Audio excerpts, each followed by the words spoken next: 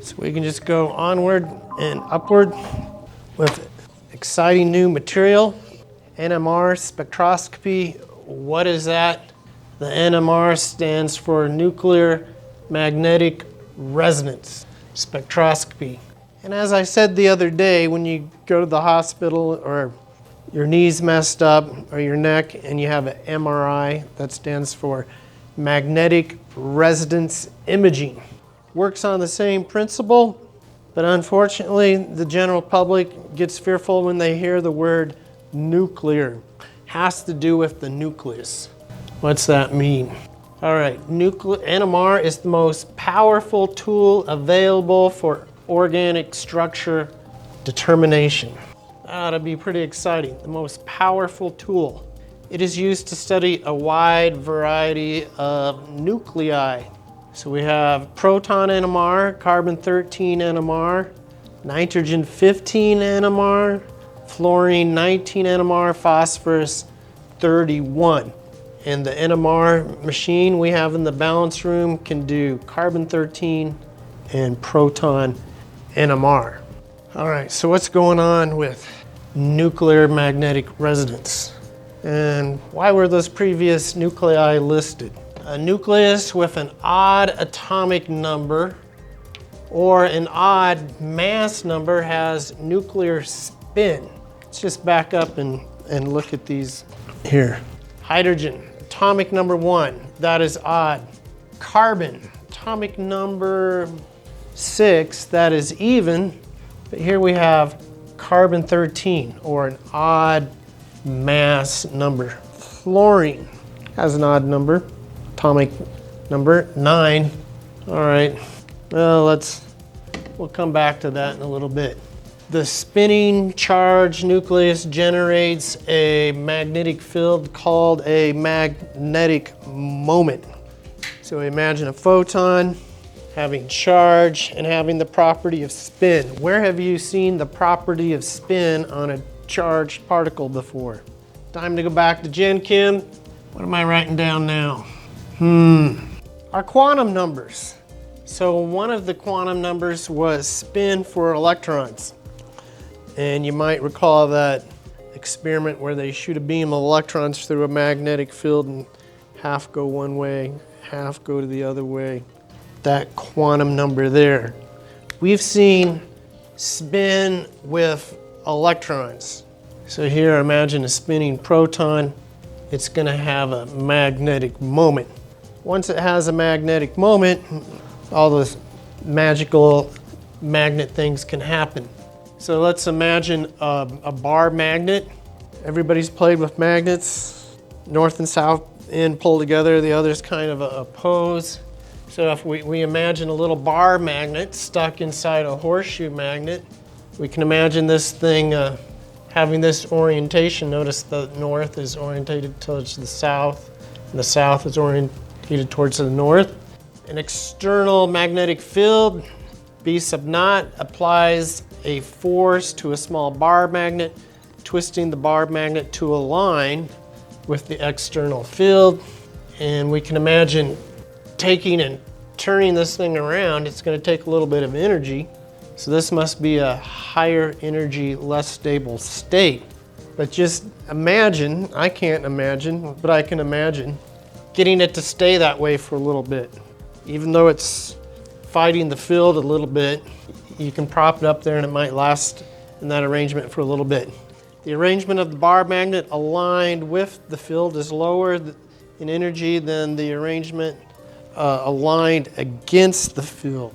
So if we have a spinning proton or something with a charge and it's spinning, it has a magnetic moment. If we put it in a magnetic field, it's going to align. We call this the alpha spin state. And here where it's not aligned, we call that the beta spin state. The lower energy state with the proton aligned with the field is called the alpha spin state. The higher energy state with the proton aligned against the external field is called the beta spin state. So if we just have a test tube with, say, water in it, and there's all these protons on the water, and they all have property of spin. They all have a little partial charge, so they all have their little magnetic moments. And so we say spins in all direction and there's no energy difference. We put these in a magnetic field. The majority are going to go into the alpha spin state. There's going to be some population in the higher energy state. And the energy difference between these increases as the magnetic field increases. Magnetic field spins aligned with the field alpha or against the field. Energy difference is directly proportional to the magnetic field strength. What does this H stand for? It's a Gen Chem review. I think it's like 6.36 times 10 to the negative 34th joule second. Yeah, Planck's constant. Very good. Planck's constant. So this left-hand half you remember from Gen Chem, and now we've thrown in the magnetic field and this interesting thing here. Gyromagnetic ratio is a constant for each nucleus, and it's something like 26,753 reciprocal seconds per Gauss. Gauss is what magnetic fields are measured in. In a 14,092 Gauss field, a 60 megahertz photon is required to flip a proton from the aligned to the opposed direction. So this is low energy, radio wave, radio frequency. So we moved away from IR. So in N.M.R, you need a magnetic field and you need radio frequency. A nucleus is in resonance when it's irradiated with a radio frequency photons having energy equal to this energy difference. Under these conditions, a photon in the alpha spin state can absorb some radio frequency radiation and go to the beta spin state. Now nature's nice, because if all protons absorbed at the same amount of energy in a given magnetic field, there wouldn't be a spectrum. There wouldn't be an N.M.R spectrum. Not much information could be obtained. But protons are surrounded by electrons that shield them from the external field. Circulating electrons create an induced magnetic field that oppose the external field. And so in your body, let's just go to the N.M.R, or the MRI of your knee or your neck or back or whatever is messed up. What's your body mostly made out of? We're like, yeah, water. So the hospital's MRI machines are very closely tuned to the water, and depending on the tissue, very different environments, so they can get a picture of muscle, ligaments, soft tissue, veins. I always thought if I had to go into a medical field, I think radiology would be a good one. So here's a wire loop moved into a magnet that causes electrons to move around in it. So we imagine a proton, and maybe it's bonded to a carbon, and there's stuff around it. So when it goes into the field, there's this induced circulation of the electron cloud around the proton that causes an induced magnetic field, and that opposes this field. You see this little vector and that little vector. Sounds like physics class, huh, with vectors. So here is a naked proton. Raise your hand if you've seen one of those. I've never seen one. So I think this is just a concept. It doesn't have anything around it, and here it absorbs it. If we have this radiation, a photon of 300 megahertz, it will absorb this at that magnetic field strength. And now we add some shielding electrons, and we still have the original 300 megahertz photon coming in, but the shielded proton feels less than our original magnetic strength because of that induced magnetic field is opposing this. So we got to turn up the strength on our magnet to compensate for that shielding. And now we have an effective field, this 70,460. See, it's gone up by 1 Gauss, not a lot. So the magnetic field must be increased slightly to achieve resonance. Now I've looked at a few N.M.R spectrometers, and we really don't vary the magnetic field, but that is conceptually one way we might want to think about it. So now we have methanol, and I like to ask students maybe at this time, how many different types of protons do you see? And if we recall that this sigma bond rotates, these precess around, like to have the model and do that. And so this proton is really indistinguishable from that one. You just spin the model a little bit and you can rotate that one over there and that one rotates over there. So this is one type of proton, and here is another type of proton. So this proton's in a very different chemical environment than these three. Protons in different chemical environments are shielded by different amounts.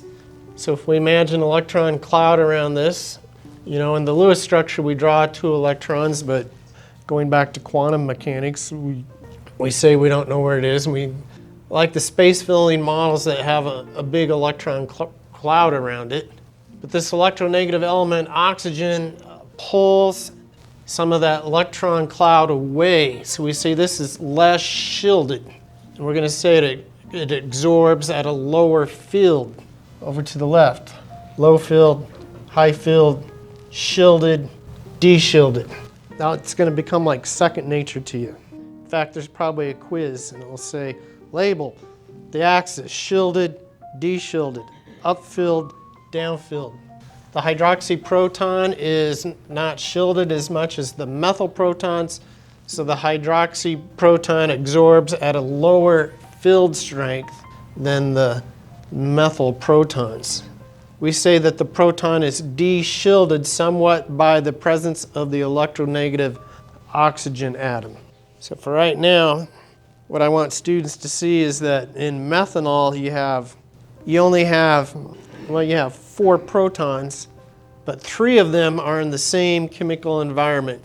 And so in the N.M.R spectrum, we should see 2 signals. I'm getting ahead of myself here. Here's the exciting things, folks. The number of signals in an N.M.R experiment or spectrum shows the different kinds of protons that are present. Shows how many different kinds of protons are present.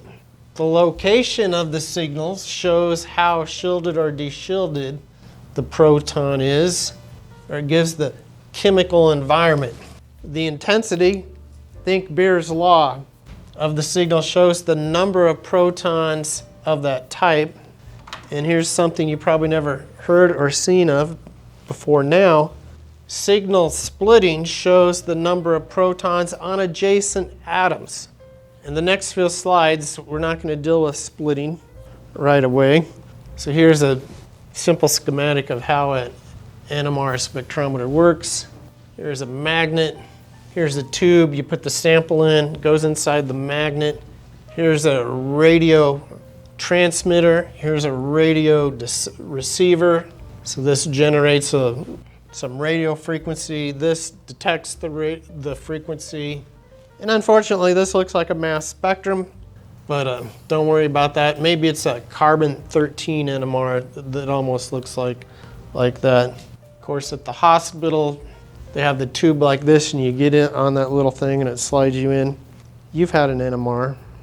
All right, MRI. I've had an MRI on my wrist. Anybody else have an MRI? Do it to your head. So here's our methanol again. So why is this peak here taller than this one over here? Beer's law, a Beer's law explanation. This is taller because there's more protons. This one's smaller because there's less protons. All right, I'm getting ahead of myself. But this proton is down here. So we imagine, we plot this thing with magnetic field strength on this axis, even though electronically and how it's done, the magnet kind of sits there at 1 field strength. But once we plot out the spectrum, it is as if we're increasing or decreasing the field strength. And after that, we can kind of forget about it.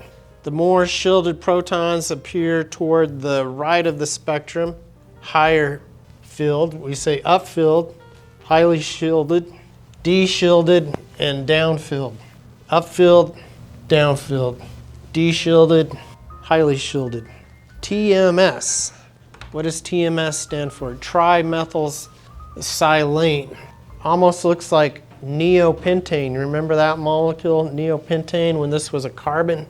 So silicon is isoelectronic with carbon. It's in the same column of the periodic table. TMS is added to the sample as an internal standard. Since silicon is less electronegative than carbon, TMS protons are highly shielded. In fact, nature is kind of nice. These things, there's really no structure. I mean, somehow, there must be an exception. But these protons are the most highly shielded of anything a person could dream up.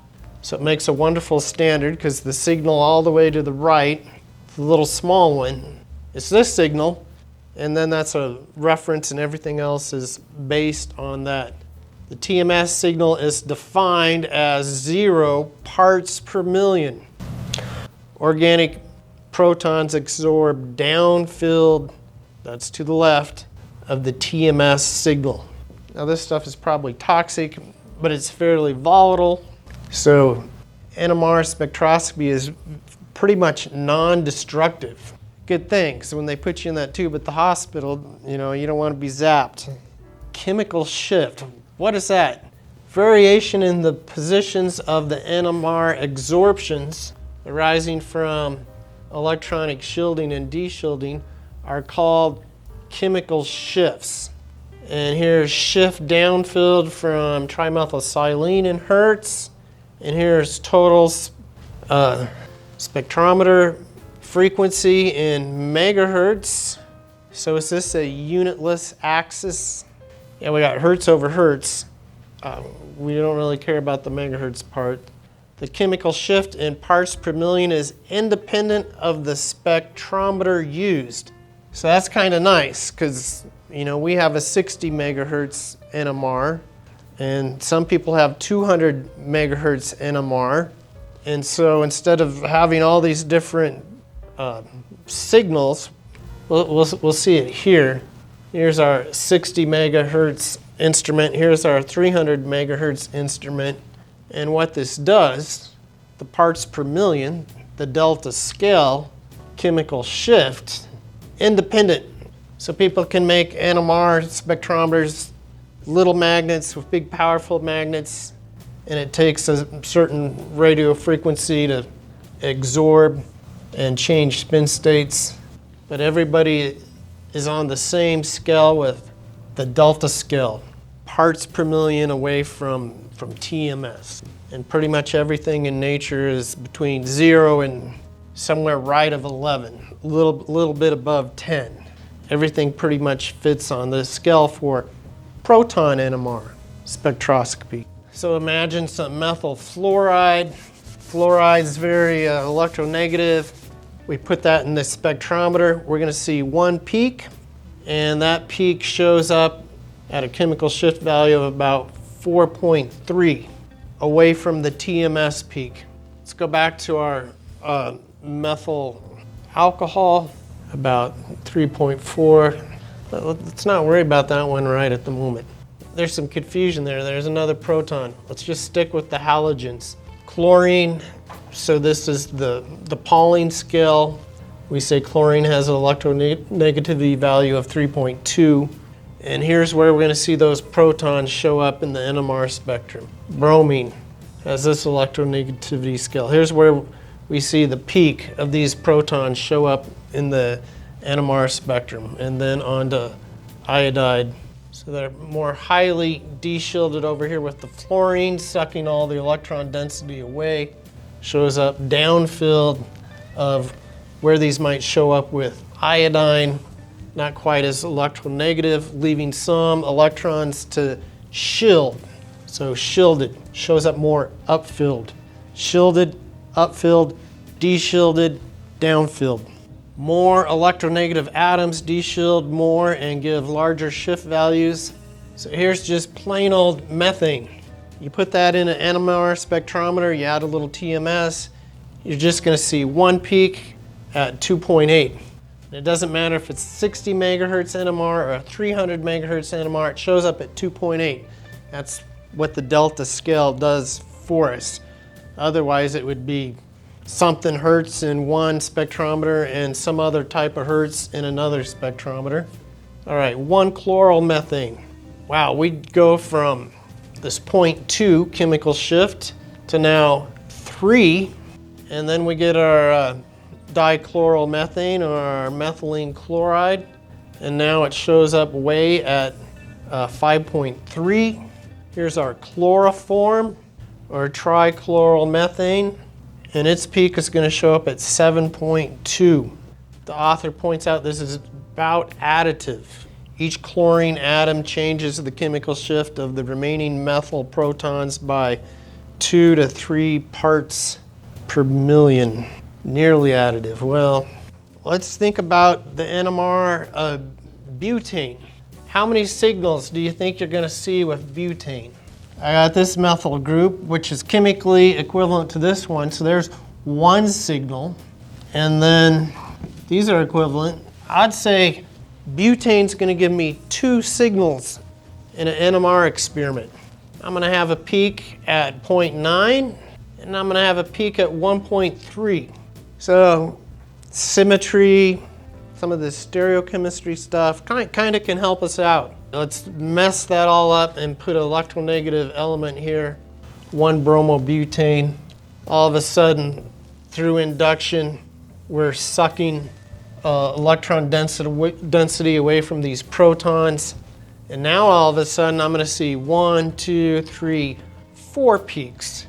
These protons are equivalent with each other, but they're become way less deshielded. They're going to show up downfilled. They're going to show up at like 3.4. These protons here, they're closer to this than those. They get deshielded, not to as great amount. Likewise, these get deshielded to some degree, not quite as much. And then by the time we get down to here, we're far enough away from this thing. These protons don't feel any deshielding. The deshielding effect of an electronegative substituent drops off rapidly with distance. 1, 2, 3 carbons away and you're done, according to this slide. So in the IR world, you get a table of stretching frequencies. In the N.M.R world, you get a table of chemical shift values. Chemical shift values. Now you know something what that means. Just a hydrocarbon here, 0.9, 1.3. Let's see if we see that on our shift table. Protons at the end of an alkane going to show up at a delta value about 0.9. Notice those middle carbons on our butane, 1.3. Here's the 1.3. Here's a hydrogen bonded to a carbon that's bonded to 3 other alky groups. So for a second, we might be able to talk a little bit about nomenclature. When we had a chlorine here, we called it methyl chloride. When we had 2 chlorines, we called it methylene chloride. When we had 3 chlorines, we called it chloroform, but some of those names might be based on how we can classify the hydrogens. We classify these as methyl hydrogens. We can classify these as methylene hydrogens. We can classify this hydrogen as a methine hydrogen. That shows up, you get it in N.M.R. So here's a methyl ketone, electronegative oxygen. We're 1, 2, 3 bonds away, but this pi system and this electronegative atom is going to deshield these to a certain amount. Electron rich area there deshields this. Depending on the halogen or oxygen, you're probably a little better off to think about functional groups and just where some of these shows up and it's good maybe to rationalize why they have the chemical shift values they do. But with nature, there's always some little twists and turns and exceptions. So we're gonna not talk about any of that stuff. Maybe in upcoming chapters we will. So like a hydrogen on a benzene ring, they show up around 7. Here's the most de-shielded, down-filled proton that there is, a carboxylic acid, 10 to 12. And some interesting things here with alcohols being variable. They're probably variable because they're acidic, and in the N.M.R experiment, they're not always bonded to the oxygen. They're being lost with our acid-base chemistry going on. So we probably see broader peaks as well. Any questions?